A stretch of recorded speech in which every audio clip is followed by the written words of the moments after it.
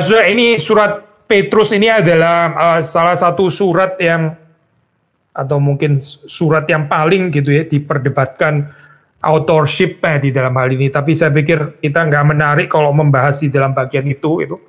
Kalau sudah membaca pandangan para scholars itu mereka memperdebatkan ya ini di dalam hal ini. Penulisnya itu apakah Petrus atau bukan, diragukan authorship-nya dan sebagainya. Tapi kita di dalam seri introduksi PB ini yang lebih penting bagi kita bukan ini ya, bukan authorship-nya siapa atau ditulis pada tahun berapa dan sebagainya. Tapi theological profile yang ada di dalam surat ini itu sebetulnya apa. Harap melalui seri introduksi kitab-kitab perjanjian baru ini kita bisa at least memiliki certain overview gitu ya di dalam ini apa kita mempelajari masing-masing kitab ini secara lebih detail gitu, secara lebih dalam. Nah, since ini bagian apa surat Petrus yang kedua ini juga nggak terlalu panjang, saya pikir sebetulnya kita bisa baca ini ya, lumayan baca read through gitu. Pasal 1 terutama ya, karena pasal 1 ini menurut banyak penafsir ini adalah beberapa penafsir lah at least ya, ini merupakan satu pasal yang penting ya di dalam surat Petrus yang kedua ini gitu. Ya kalau di dalam surat ini salamnya itu jelas di situ ya dari Simon Petrus. Lalu yang penting di sini adalah atribut di belakangnya itu ya, hamba dan rasul Yesus Kristus. Hamba dan rasul Yesus Kristus. Kepada mereka yang bersama-sama dengan kami memperoleh iman oleh karena keadilan Allah dan juru selamat kita Yesus Kristus. Lalu salam ini ya, kasih karunia damai sejahtera melimpahi kamu oleh pengenalan akan Allah dan akan Yesus Tuhan kita. Sudah dari awal salam ini saja, kita bisa melihat bagian ini juga sebagai sesuatu yang sifatnya itu programatis ya. Jadi ini bukan cuma sekedar salam pendahuluan, introduksi, apalagi basa-basi gitu ya, pasti bukan. Tapi saudara melihat di sini ya, waktu Petrus ya mengatakan ini ya, kasih karunia damai sejahtera melimpahi kamu ya. Lalu saudara perhatikan kalimat ini, oleh pengenalan akan Allah dan akan Yesus Tuhan kita ya. Jadi ini bisa dilihat sebagai center yang penting yaitu pengenalan akan Allah dan akan Yesus Tuhan kita. Saudara bahkan boleh membaca keseluruhan surat ini ya dari perspektif pasal yang kedua ini. Pengenalan akan Allah dan akan Yesus itu adalah oleh kasih karunia yang dari Allah sendiri. Lalu apa itu artinya? Saudara membaca di dalam perikop selanjutnya ya. Kita again ini karena termasuk surat yang relatif pendek, jadi saya pikir kita bisa ada kesempatan untuk membaca ini ya. Karena, ini ayat ketiga ya, karena kuasa ilahinya telah menganugerahkan kepada kita segala sesuatu yang berguna untuk hidup yang saleh oleh pengenalan kita akan Dia. Saudara perhatikan ya, pengenalan ini jelas sekali di dalam ayat ini, sudah pasti bukan cuma sekedar teori kognitif dan sebagainya, tapi ini gak bisa dipisahkan dari hidup yang saleh ya, hidup yang saleh. Hidup yang saleh itu cuma mungkin oleh pengenalan kita akan Dia. Jadi sudah kita melihat di sini nggak ada dualisme gitu antara hidup yang saleh, spiritualitas versus doktrin gitu misalnya teologi dan sebagainya, knowledge of God. Itu kita nggak mendapati seperti itu di dalam surat Petrus yang kedua ini. Tapi saudara malah membaca di sini hidup yang saleh ya, hidup yang saleh true piety itu hanya mungkin oleh pengenalan kita akan Dia. Maksudnya tanpa pengenalan akan Allah, akan Kristus, ya itu nggak ada kemungkinan sebetulnya kehidupan yang saleh. Gitu. Moralisme, humanisme, ya mungkin saja gitu ya, moralisme gitu. Tetapi hidup yang saleh menurut kehendak Tuhan, ya seperti yang dikehendaki oleh Tuhan, itu hanya mungkin terjadi kalau kita mengenal Allah. Ya, jadi saudara melihat di sini sekali lagi ya, keduanya ini saling mengkondisikan gitu. Hidup yang saleh dan pengenalan kita akan Allah. Dia yang telah memanggil kita oleh kuasa-Nya yang mulia dan ajaib. Dengan jalan itu Ia telah menganugerahkan kepada kita janji-janji yang berharga dan yang sangat besar, supaya olehnya kamu boleh mengambil bagian dalam kodrat ilahi. Mengambil bagian dalam kodrat ilahi, partake of divine nature. Ini very patrin ya, saudara, sangat patrin bagian ini. Nah, kita di dalam tradisi ini, saudara, tradisi Protestan ya, tradisi Reform termasuk ya, kurang ada penekanan saudara di dalam bagian ini ya, karena kita di dalam tradisi Reform ya, beberapa teologi Reform itu sangat ini ya, menekankan creator creature distinction ya.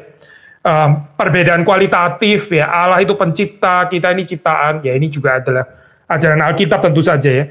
Tapi kalau sudah melihat di dalam ini ya, nuansa daripada patrin teologi ini seperti nyata di dalam ayat 4 ini ya, sudah melihat di sini yang lebih ditekankan itu bukan perbedaan kualitatif, tapi bagaimana kita justru bisa partake of divine nature ya. Bahasa Indonesia pakai istilah kodrat atau natur ilahi. Ini jelas kita ini firman Tuhan ya, saudara. Kita nggak mungkin tafsir ini salah kan. Apalagi kita mengatakan ini bidat gitu ya, nggak mungkin lah. Ini Alkitab kok kita bilang bidat gitu ya, nggak mungkin. Mungkin pikiran kita yang rada sempit ya, yang selalu one sided itu yang kita perlu perkaya sebetulnya dalam hal ini ya. Biblical theology, maksudnya New Testament theology, saya ini ada faset yang mungkin berbeda dengan sistematik teologi yang kita sering kali belajar ya, karena kita di dalam sistematik teologi, again khususnya di dalam tradisi Reform, kita lebih menekankan ini ya, creator creature distinction, which itu juga ya dari New Testament teologi juga pasti gitu ya. Tapi di dalam bagian ini kalau sudah melihat justru kesinambungan ya, di sini bicara tentang kontinuitas itu. Ini tentu saja bukan bicara confusion ya, nggak tepat kalau kita bilang ini confusion between human nature and divine nature, bukan itu maksudnya gitu. Nah, sebetulnya kalau saudara membaca di dalam konteks ini pasal 1, sebetulnya cukup jelas apa yang dikatakan oleh Pak Petrus ya, apa artinya mengambil bagian atau partake ya, partaking, mengambil bagian dalam kodrat atau natur ilahi, itu jelas artinya bukan di dalam pengertian bahwa kita terus kemudian menjadi Allah begitu ya, menjadi konsubstans dengan Allah. Nah, ini benar-benar heretik ya kalau kita mengatakan seperti itu. Artinya jelas bukan ke sana ya. Ini bukan di dalam pengertian bahwa kita terus kemudian menjadi bagian daripada Tritunggal, menjadi pribadi keempat, kelima, keenam, ketujuh, dan sebagainya. Ya jelas kacau balau so, kalau kita tafsir seperti itu. Lalu apa artinya di sini Petrus ya berani mengambil kalimat seperti ini, partake of divine nature. Ya.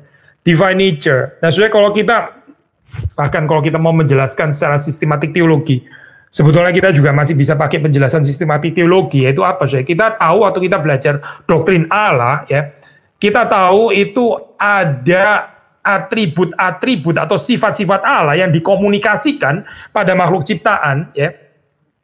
Atribut-atribut yang dikomunikasikan, dan ada atribut-atribut yang tidak dikomunikasikan pada makhluk ciptaan, ya. Atribut-atribut yang dikomunikasikan kepada makhluk ciptaan itu ya, misalnya kita bicara seperti kasih ya, kita bicara seperti kekudusan. Nah, itu atribut yang dikomunikasikan. Jadi ini sifat Allah, atribut Allah ya, kita bisa mengatakan juga ini termasuk juga kita bicara tentang natur Allah atau natur ilahi. Dan kita nggak membicarakan atribut yang tidak dikomunikasikan seperti maha kuasa, maha ada, maha besar dan sebagainya ya. Itu tidak dikomunikasikan. Sehingga waktu kita di sini membaca kalimat ini ya, partake of divine nature atau mengambil bagian dalam kodrat ilahi, itu artinya apa ya? Yaitu sudah sebetulnya sudah langsung bisa membaca ini ya, keterangan yang diberikan di dalam ayat-ayat berikutnya. Apa itu artinya mengambil bagian dalam kodrat ilahi? Bagaimana kita hidup menjadi seperti Allah ya, ini imitation of Christ. Bukan di dalam pengertian ini ya, atribut ilahi yang tidak dikomunikasikan, tapi atribut ilahi yang dikomunikasikan. Atau kalau enggak kita baca langsung daripada penjelasan Petrus sendiri ya. Tapi sebelum dia memberikan penjelasan positif, ya, ini pertama adalah penjelasan negatifnya terlebih dahulu ya. Apa arti atau apa lawan kata daripada mengambil bagian dalam kodrat ilahi? Ya, mengambil bagian dalam kodrat ilahi itu lawan katanya adalah mengambil bagian dalam hawa nafsu dunia yang membinasakan dunia. Jadi saudara melihat ya, 4A, 4B itu kontras. Mereka yang mengambil bagian dalam kodrat ilahi, ya, itu mereka luput ya, atau mereka tidak berbagian dalam hawa nafsu duniawi yang membinasakan dunia. Hawa nafsu ya, saudara, itu. Ini istilah penting ya, kalau di dalam bahasa Latin pakai istilah concupiscencia ya, concupiscence. Nah, ini kontras dengan partaking of divine nature. Lawan katanya apa sekali lagi, saudara? Yaitu hawa nafsu duniawi yang membinasakan dunia itu. Lalu penjelasan positifnya apa, saudara? Penjelasan positifnya saudara baca mulai dari ayat yang kelima ya. Justru karena itu ya, karena itu yang disebut tadi ya, kamu harus dengan sungguh-sungguh berusaha untuk menambahkan kepada imanmu ya, iman, menambahkan apa?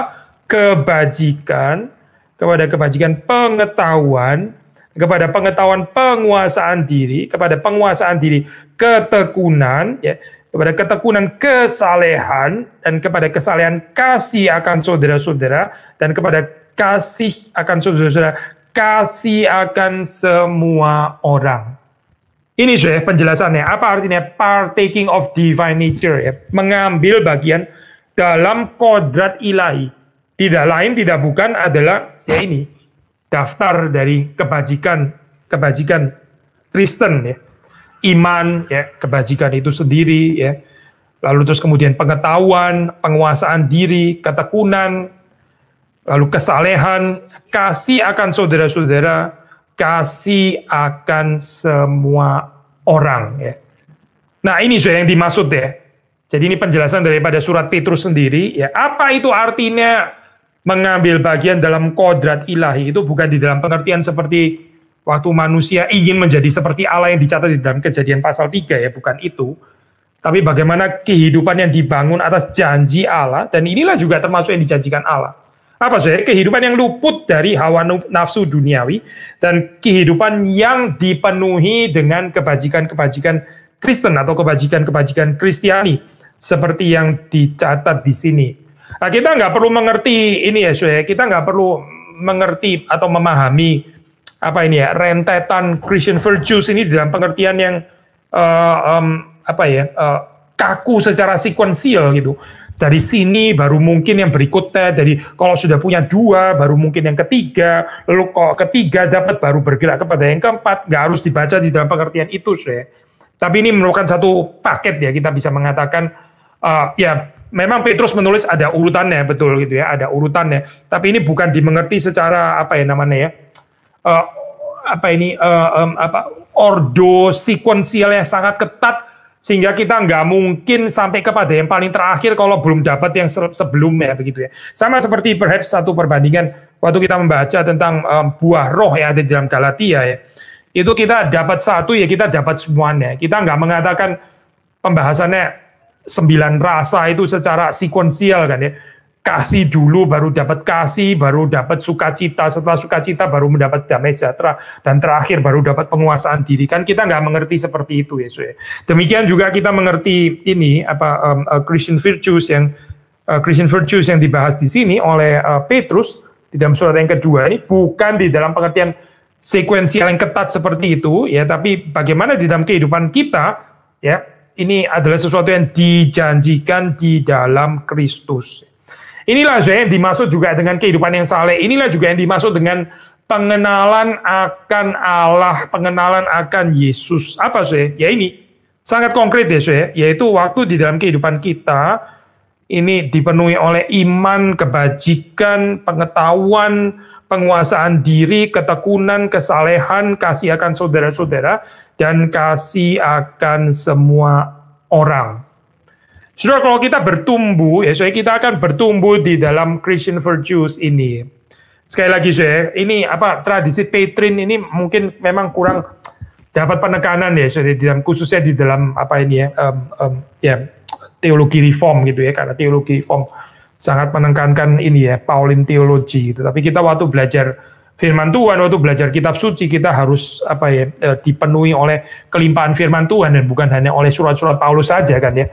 Di dalam hal ini memperkaya gitu. Maksud saya begini, di dalam tradisi bukan cuma reform sih, Lutheran juga gitu ya, di dalam tradisi Protestan ya khususnya, itu sangat kritis bahkan skeptis ya, terhadap pembicaraan tentang virtues. Ya, saudara perhatikan ya. Waktu bicara tentang virtue, kebajikan, itu biasanya tradisi Protestan itu cenderung melihat sebagai sesuatu yang negatif ya, skeptis ya. Ini ya nyambung lah dengan ini, compatible dengan apa, total depravity dan sebagainya. Maksudnya arahnya ke sana. Gini saya, ada tempatnya tentu saja untuk menjadi kritis dalam pengertian mengingatkan ya, kamu jangan jadi sombong, kamu pikir kamu virtuous, kamu pikir kamu bajik, kamu pikir kamu saleh, itu justru nanti menjadi dosa kesombongan yang bisa menghalangi kita untuk sungguh-sungguh bertumbuh di dalam Kristus. Lebih baik kita dengan rendah hati mengakui bahwa kita ini adalah orang yang berdosa, ya. Dan dengan demikian kita terus-menerus bergantung kepada anugerah Tuhan, ya, belas kasihan Tuhan, ya, penopangan Tuhan dan sebagainya. Nah ini spiritualitas reform biasanya bergerak ke arah sana. Ya.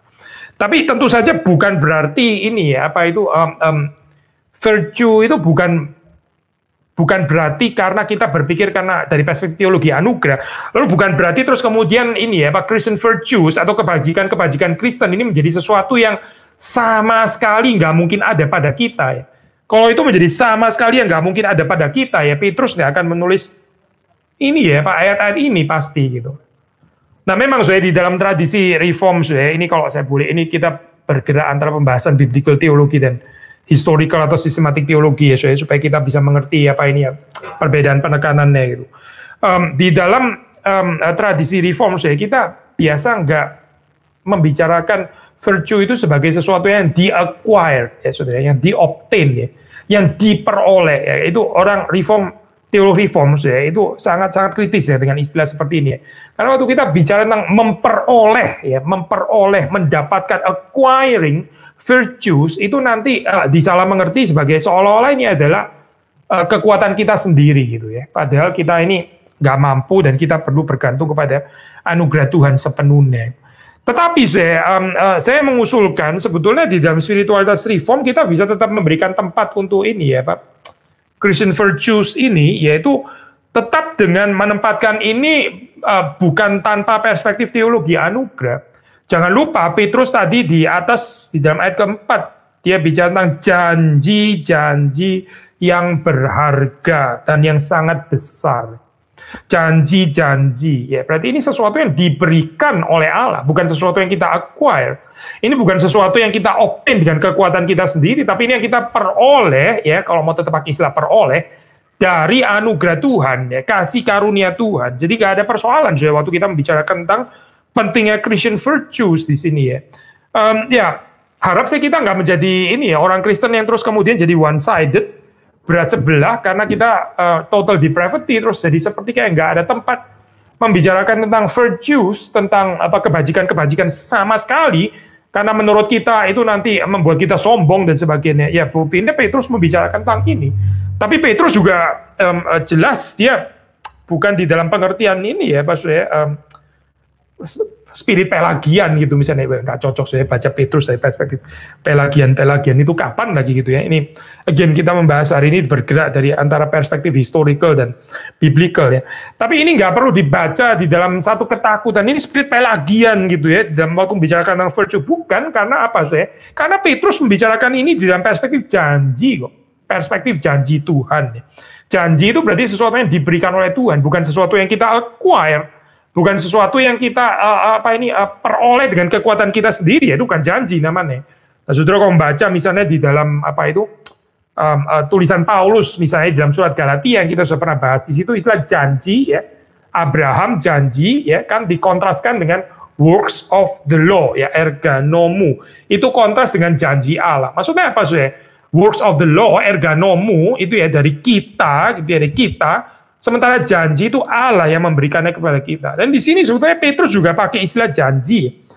Waktu dia membicarakan tentang virtues, waktu dia membicarakan tentang kebajikan-kebajikan Kristen, dia membaca ini dari perspektif janji yang diberikan oleh Allah. Ya. Nah, so saya beberapa tahun lalu actually ya, ini ada saya menulis buku Human Being Human ya, itu diterbitkan oleh Peter Lang. Nah, di situ saya coba ini ya, saya argue secara antropologi, maksudnya theological, anthropological, yaitu apa sih yang disebut dengan being human itu apa gitu. Kalau tesis saya di situ saya tulis, yaitu tidak lain tidak bukan adalah being virtuous ya. Being human itu adalah waktu kita ya mendapatkan kebajikan-kebajikan dari anugerah Allah. Nah itu kita menjadi manusiawi ya. Orang menjadi nggak manusiawi, menjadi inhuman, dia nggak manusiawi waktu dia kehilangan kebajikan-kebajikan. Ya itu yang membuat manusia itu jadi tidak lagi manusiawi. Jadi apa itu manusia di sini ya? Manusia yaitu kita mengaitkan di sini ya kalau dari perspektif surat Petrus ya ini orang yang mempunyai Christian virtues ini oleh karena anugerah Tuhan ya.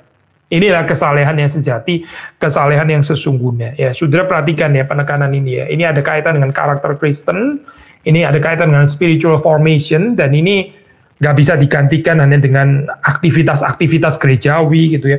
Pelayanan-pelayanan yang bisa terlihat secara fenomenal, bahkan hasil-hasil ya, yang bisa disebut angkanya dan sebagainya. Tapi Petrus di sini saudara perhatikan penekanannya itu ada pada karakter Kristen. Dengan dia mengedepankan pentingnya Christian virtues ini ya. Saudara jangan distracted ya. Ini sesuatu yang kita nggak bisa kompensasi dengan yang lain. Saya lanjutkan ayat 8, sebab apabila semuanya itu ada padamu dengan berlimpah-limpah, kamu akan dibuatnya menjadi giat dan berhasil dalam pengenalanmu akan Yesus Kristus Tuhan kita. Nah ini again saling saling relate ya satu dengan yang lain, dan mungkin kita juga nggak perlu tanya kali ya sebetulnya yang mana dulu gitu, pengenalan dulu baru virtues atau virtues dulu baru pengenalan. Itu sesuatu yang mungkin kita nggak perlu untuk berpikir secara either or, karena dua-duanya saling mempengaruhi. Sebagaimana Christian virtues ini pasti juga diberikan Tuhan melalui pengenalan akan Dia ya, bukan tanpa pengenalan akan Dia pasti. Tapi di sisi yang lain kita membaca tuh ayat ke-8 ini ya, kalau Christian virtues ini ada pada kita dengan berlimpah-limpah, kita akan dibuat berhasil di dalam pengenalan akan Yesus Kristus. Ya, saudara perhatikan ya. Pengenalan akan Kristus ya membawa kita pada Christian virtues. Christian virtues ini membawa kita pada pengenalan akan Kristus. Ya, ini saling menguatkan satu dengan yang lain ya. Lawan katanya, tetapi barang siapa tidak memiliki semuanya itu, ia menjadi buta dan picik. Ya, saudara perhatikan ya. Ini yang tidak memiliki Christian virtues itu tadi ya, 8 yang disebut oleh Petrus tadi. Dia akan menjadi buta dan picik. Dia lupa bahwa dosa-dosanya yang dahulu telah dihapuskan. Saya tertarik dengan ini ya, dengan kalimat setelah karena ini ya. Karena ia lupa bahwa dosa-dosanya yang dahulu telah dihapuskan. Nah, sudah perhatikan lagi ya.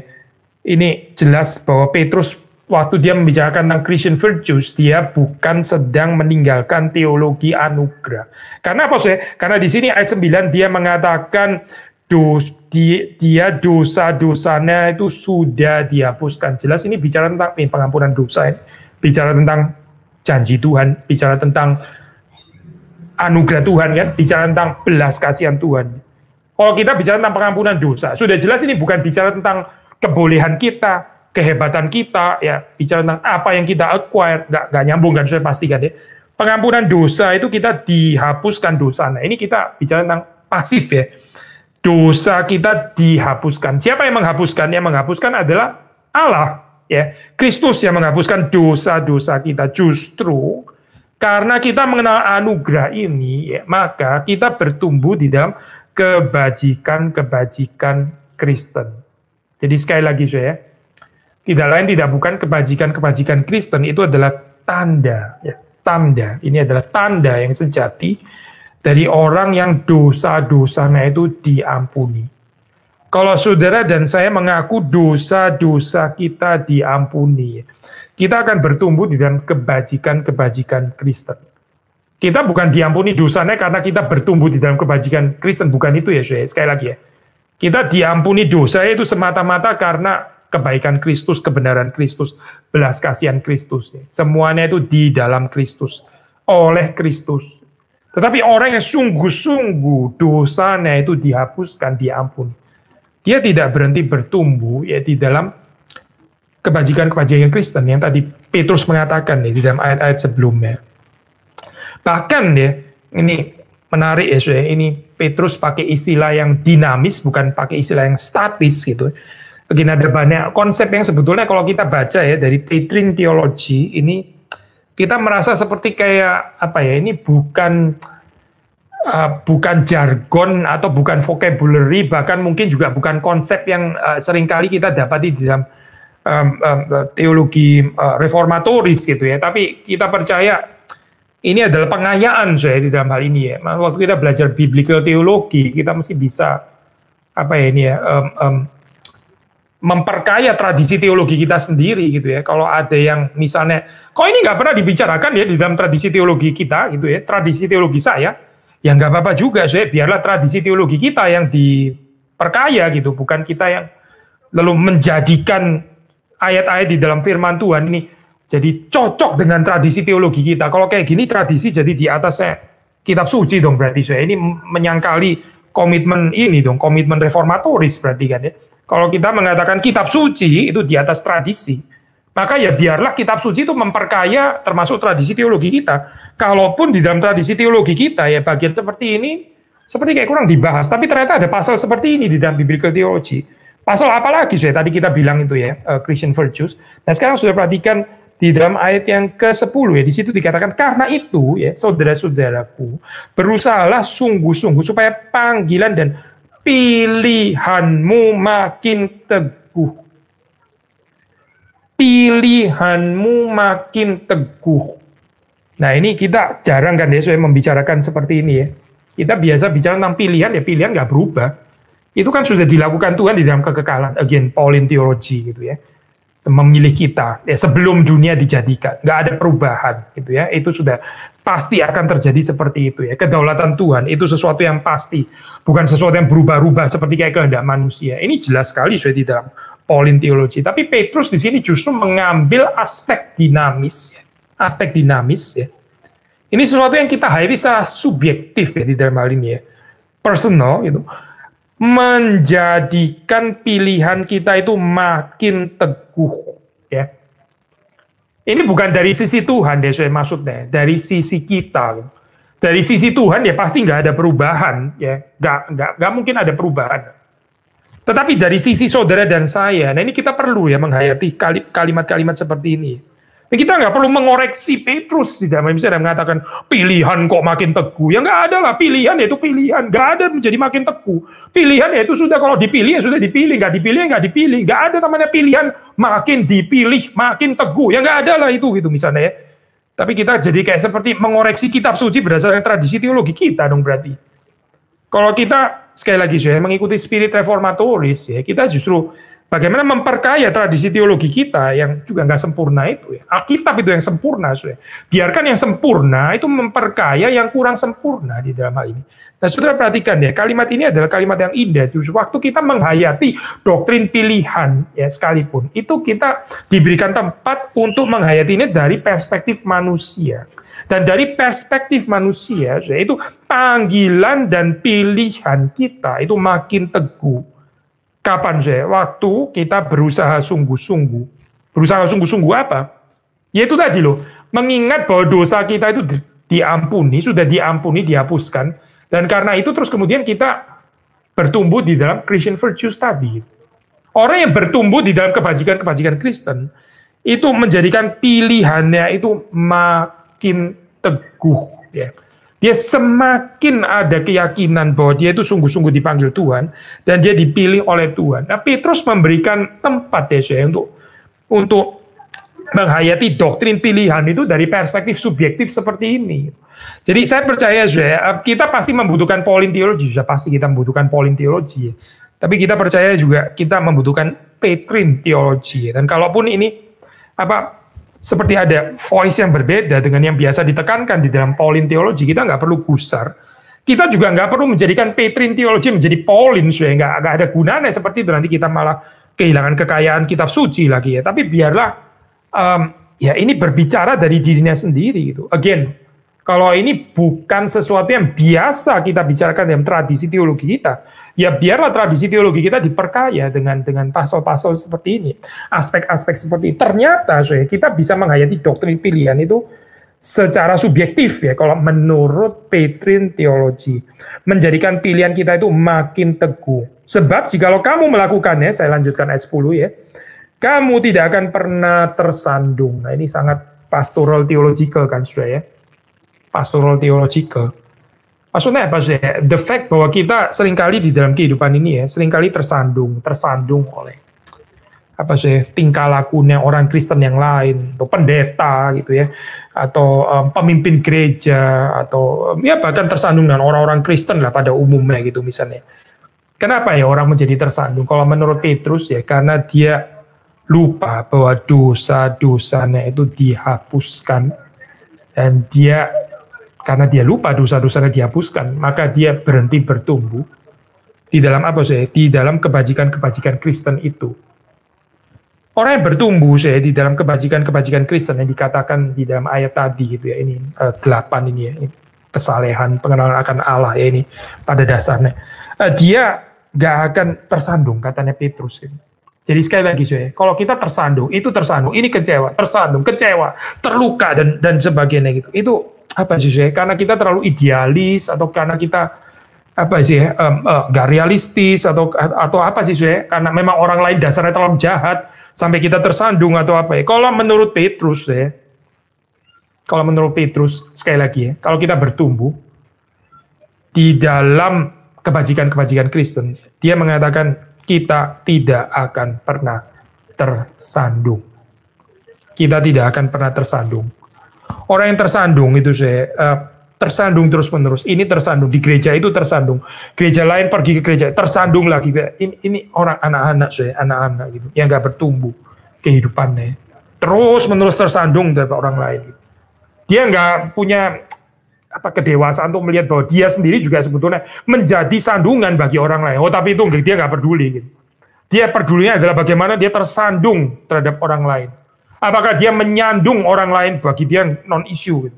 Sebetulnya sangat asimetris ya kehidupan orang kanak-kanak ini. Maka kalau kita bertumbuh ini kita bukan saja kita tidak akan tersandung ya, tapi kita akan lebih berhati-hati supaya kita tidak menjadi batu sandungan bagi sesama kita, saudara seiman khususnya. Maka saudara melihat di sini ya, bagaimana menghayati doktrin pilihan ini secara subjektif ya. Pilihan makin teguh ya, ini sangat ada kaitannya dengan kebutuhan pastoral, yaitu kehidupan yang nggak akan tersandung ya. Siapa yang nggak perlu kehidupan seperti ini? Kita waktu tersandung kita jadi discourage kan ya, kita menjadi sulit ya, berat jadi di dalam pengikutan kita ya. Pertumbuhan kita juga akan terhambat juga karena kita tersandung gitu. Tapi kita tidak akan tersandung kapan again, waktu kita bertumbuh di dalam Christian virtues itu tadi. 11, dengan demikian kepada kamu akan dikaruniakan hak penuh untuk memasuki kerajaan kekal, yaitu kerajaan Tuhan dan Juru Selamat kita, Yesus Kristus. Petrus kemudian mengarahkannya kepada eskatologi di sini. Jadi bicara doktrin pilihan, ya, pastoral theological. Nah sekarang eskatologi. Karena itu harus nantiasa bermaksud mengingatkan kamu akan semuanya itu, sekalipun kamu telah mengetahui dan telah teguh dalam kebenaran yang telah kamu terima. Paradoks ya, tadi bicara pilihanmu makin teguh, tapi di sini terus kemudian Petrus mengatakan ini ya, sekalipun kamu telah mengetahui dan telah teguh ya. Saudara, kalau kita logika berpikirnya itu either or gitu ya, bukan di dalam pengertian ini ya, pluralistic voices seperti yang biasa dinyatakan di dalam di dalam biblical theology ya.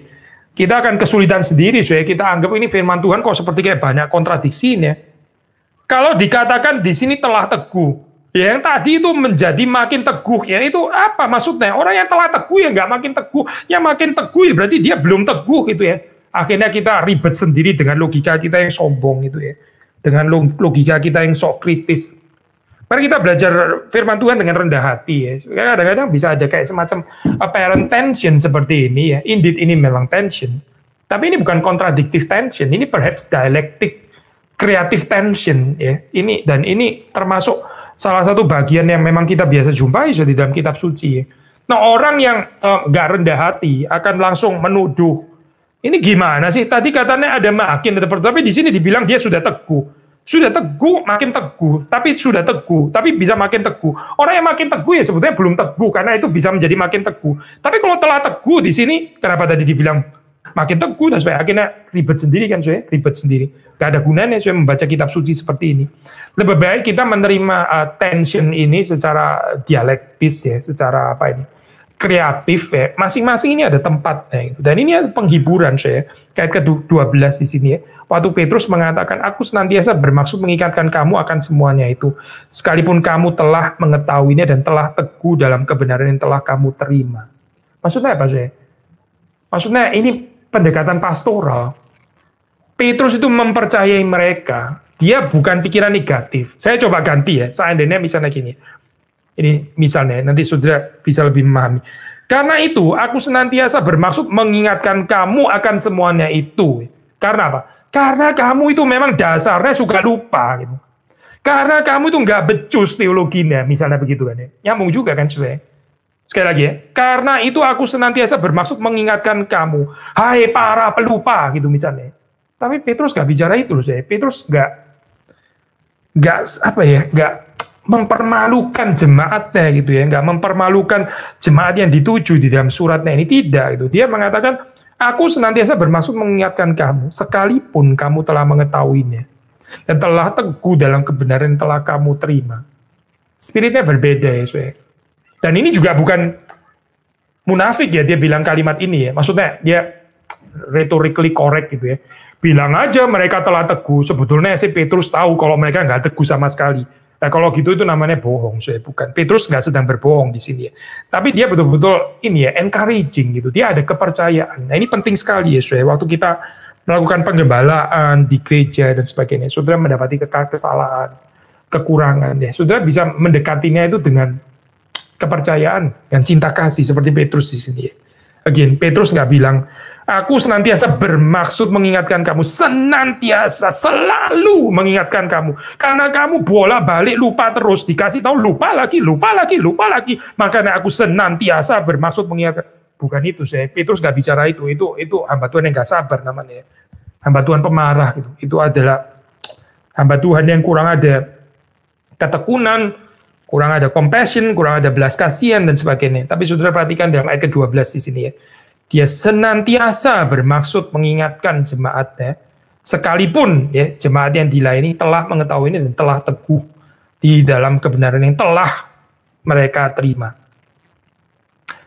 Aku menganggap sebagai kewajibanku untuk tetap mengingatkan kamu akan semuanya itu selama aku belum menanggalkan kemah tubuhku ini. Sebab aku tahu bahwa aku akan segera menanggalkan kemah tubuhku ini, very personal ya saudara.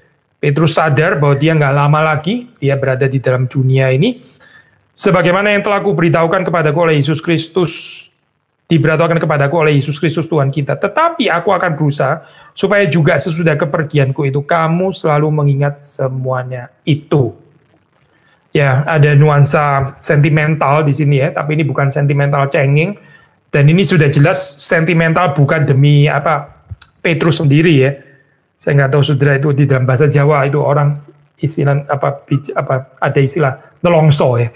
Itu agak susah diterjemahin ya, so, orang di Jawa pakai istilah nelongso. Maksudnya nelongso dalam ini orang yang sudah mau mati terus dia jadi nelongso sendiri ya.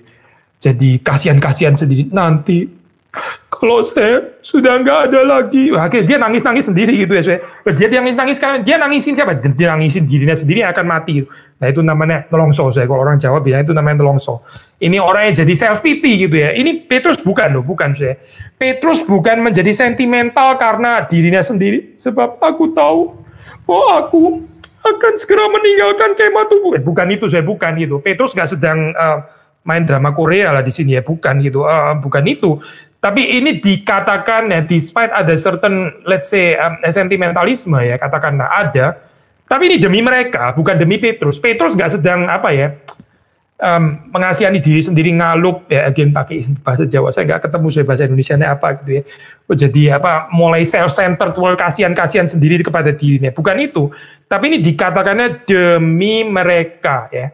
Kalaupun ada certain sentimentalisme, ini juga demi mereka, demi jemaat yang dilayani ya. Orang yang bertumbuh saya di dalam kebajikan Kristen, dia nggak peka terhadap perasaannya sendiri gitu. Dia perasaannya itu peka terhadap yang dilayani.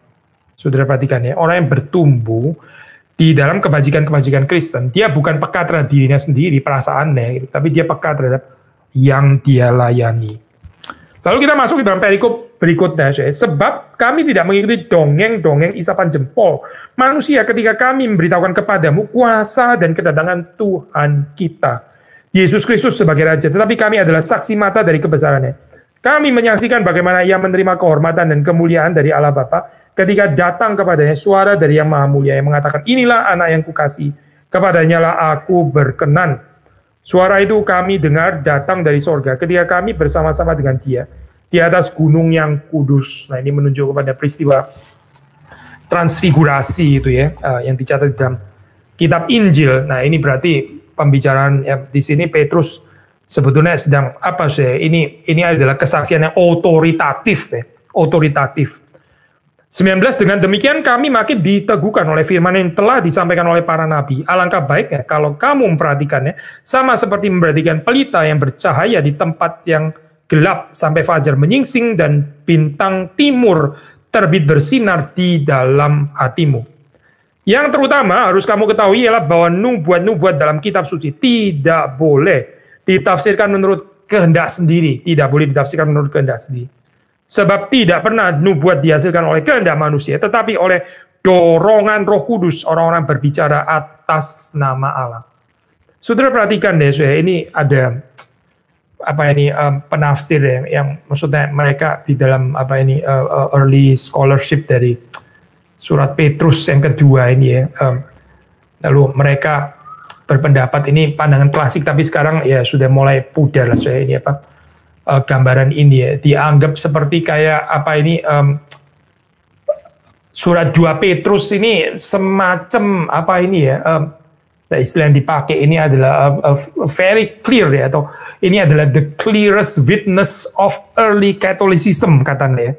Maksudnya apa sih? Ini mau mengukuhkan tradisi gitu sebetulnya, tradisi yang ditulis oleh orang yang bukan Petrus gitu ya, di dalam pandangan ini, tapi kemudian dia mau menekankan ini loh tradisinya, saya berada di dalam tradisi Petrus, jadi ini adalah orang yang setelah Petrus lalu mengatasnamakan Petrus dan dia mau meneguhkan tradisi gitu ya, tradisi yang diwarisi dari Petrus melalui surat yang ditulisnya ini gitu. Nah ini menarik saya, pandangan seperti ini sudah bisa membaca di dalam pandangan ini, misalnya apa ini Caseman ya, misalnya Caseman mengatakan seperti ini, again scholarship ini sudah di dalam recent scholarship sudah ditinggalkan pandangan seperti ini. Kita anyway nggak baca seperti itu saya, tapi yang kita baca itu saudara perhatikan ya. Ini juga anyway ayat ini nggak cocok saya kalau kita tafsir di dalam pengertian early Catholicism, di dalam pengertian pengukuhan tradisi gitu ya oleh orang-orang selanjutnya. Karena apa? Karena saudara baca di sini waktu dikatakan kitab suci itu tidak boleh ditafsirkan menurut kehendak sendiri ya. Tidak boleh ditafsirkan menurut kehendak sendiri. Lalu kalau nggak boleh ditafsirkan menurut kehendak sendiri apa? Saudara nggak mendapati ayat 20 yang mengatakan nggak boleh ditafsirkan menurut kehendak sendiri, tetapi ya harus ditafsirkan menurut kehendak gereja gitu misalnya. Nggak ada, soalnya ayat itu nggak ada. Ayat ini nggak bicara tentang gereja. Ayat ini juga nggak bicara tentang konsili, soalnya. Nggak boleh ditafsir menurut kehendak sendiri, tapi mesti ditafsir menurut Seven Ecumenical Councils gitu misalnya. Nggak ada. Ini nggak bicara tentang konsili, nggak bicara tentang pengaturannya gereja, ya, nggak bicara tentang otoritas gereja. Tapi saudara dengan jelas membaca ayat ke-21 ya. Sebab tidak pernah nubuat dihasilkan oleh kehendak manusia. Lalu terus kemudian kontrasnya apa saudara? Tetapi oleh dorongan Roh Kudus. Dorongan Roh Kudus. Jadi lawan kata, saudara, lawan kata menafsir menurut kehendak sendiri, saudara, itu bukan menafsir menurut kehendak gereja atau otoritas tradisi gereja, bukan saya, tetapi kontras saya sudah perhatikan ayat ke-21 ya. Tetapi oleh dorongan Roh Kudus, ya, dorongan Roh Kudus. Orang-orang berbicara atas nama Allah. Nah, memang saya ini bicara tentang komunal, itu betul ya. Orang-orang, ini berarti bicara tentang plural ya. Ini bukan penafsiran seorang diri ya, tapi orang-orang yang digerakkan atau didorong oleh Roh Kudus ya. Jadi betul kok di sini dikatakan ada penekanan komunal ya daripada penekanan kehendak sendiri ya, itu betul di situ dikatakan. Tetapi yang lebih ditekankan dalam ayat ke-21 ini adalah dorongan Roh Kudus ya. Dorongan Roh Kudus. Nah, mungkin di sini saya orang bisa mengatakan ya, tapi ini theologically problematis ya. Maksudnya begini loh saya. Ya semua orang bisa klaim masing-masing bicara ini Roh Kudus, Roh Kudus, Roh Kudus. Akhirnya standar objektifnya apa dong? Misalnya seseorang mengatakan, saya nggak menafsir bagian ini menurut kehendak saya sendiri loh. Ini bukan kehendak saya loh. Ini adalah dorongan Roh Kudus gitu ya. Terus kemudian dia tafsir itu.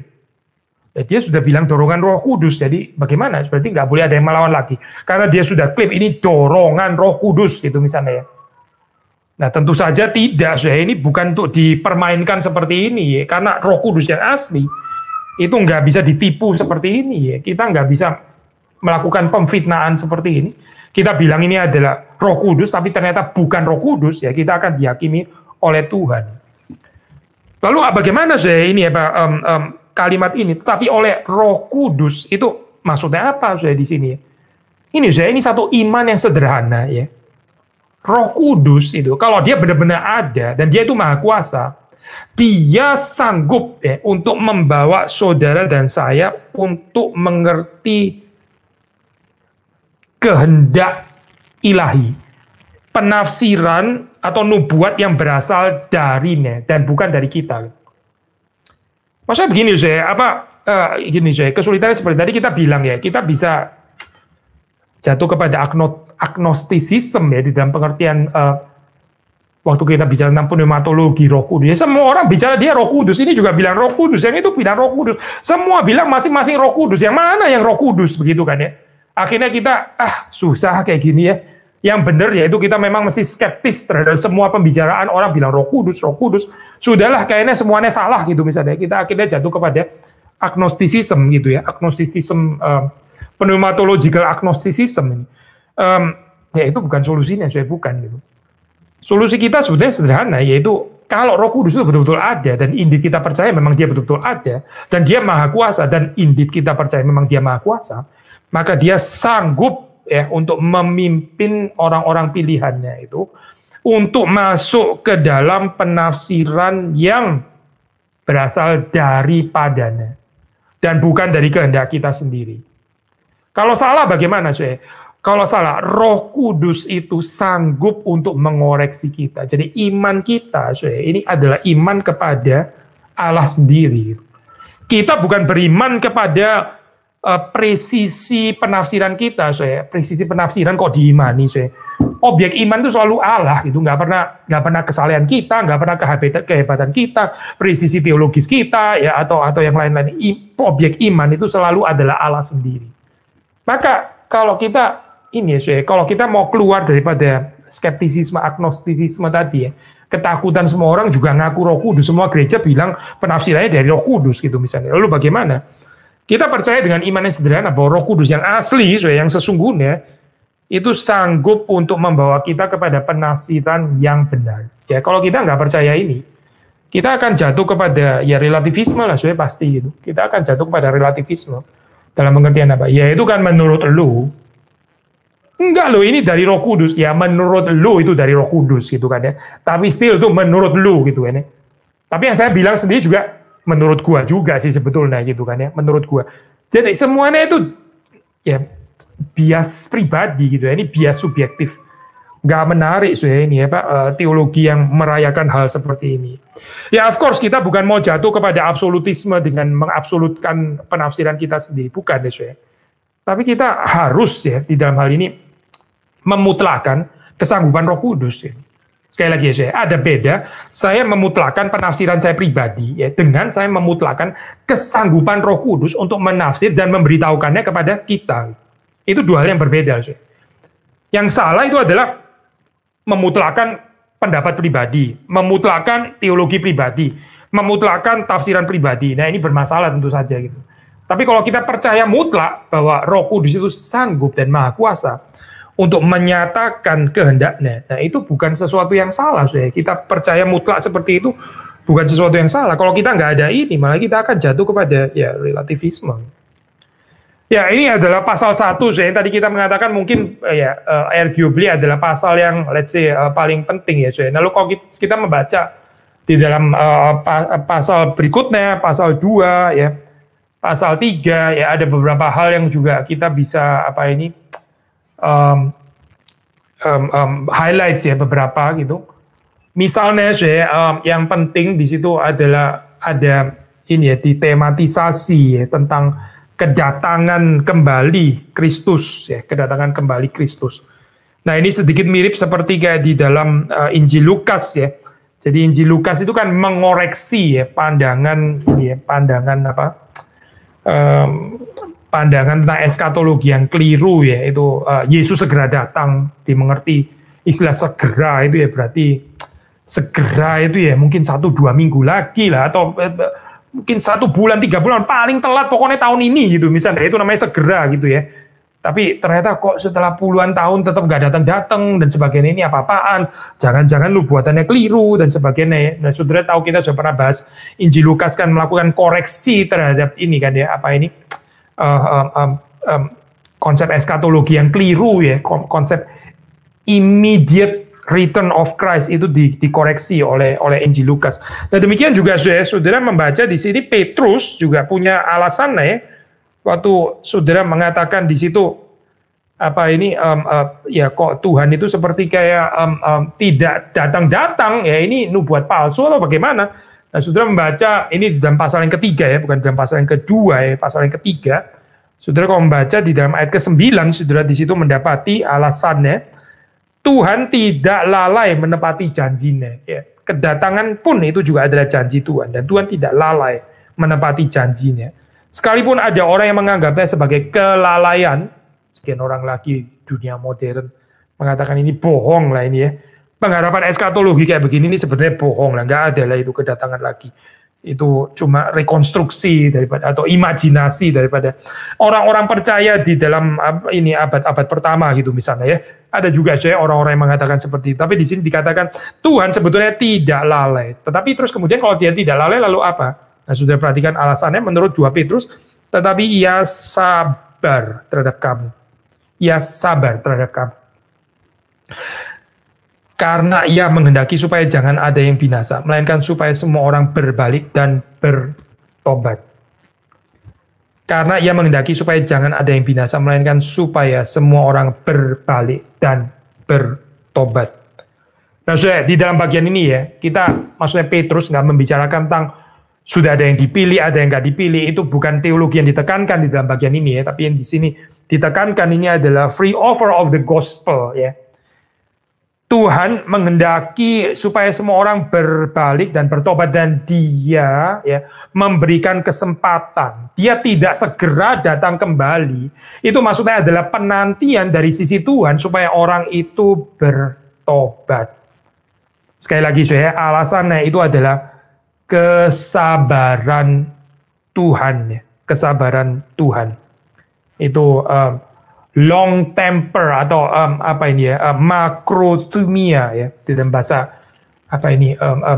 terjemahan Inggris kalau secara literal ya, kita bisa menerima long temper, bukan short temper ya, tapi long temper atau long suffering ya, di dalam terjemahan yang lain. Sabar ya, Tuhan itu sabar ya, maksudnya dia itu enggak segera meledak gitu ya, dia itu panjang sabar ya, berlimpah kasih setianya. Nah, ini alasannya, jadi ini bukan kelalaian Tuhan ya. Apalagi terus kemudian kalau masuk kepada kayaknya bohong lah ini. Janji kedatangan Tuhan ini kayaknya bisa-bisanya orang Kristen. Itu pengharapan orang Kristen yang dianiaya karena terlalu nggak tahan dianiaya, lalu mereka mimpi-mimpi sorga, mimpi-mimpi mengharapkan Tuhan datang. Padahal itu sebetulnya imajinasi mereka sendiri. Tuhan nggak pernah janji itu. Orang-orang liberal mengatakan kalimat seperti itu gitu misalnya ya. Tetapi di sini ya silakan kalau saudara mau percaya seperti itu, tapi ini teori yang bahaya sekali ya. Kalau sudah mendapati kitab suci mengatakannya berbeda, ya Tuhan nggak datang-datang, itu bukan karena janji ini sebenarnya nggak ada atau kebohongan, bukan. Tapi sebetulnya Allah itu sedang menanti kita untuk bertobat, karena Dia tidak menghendaki kebinasaan kita, ya.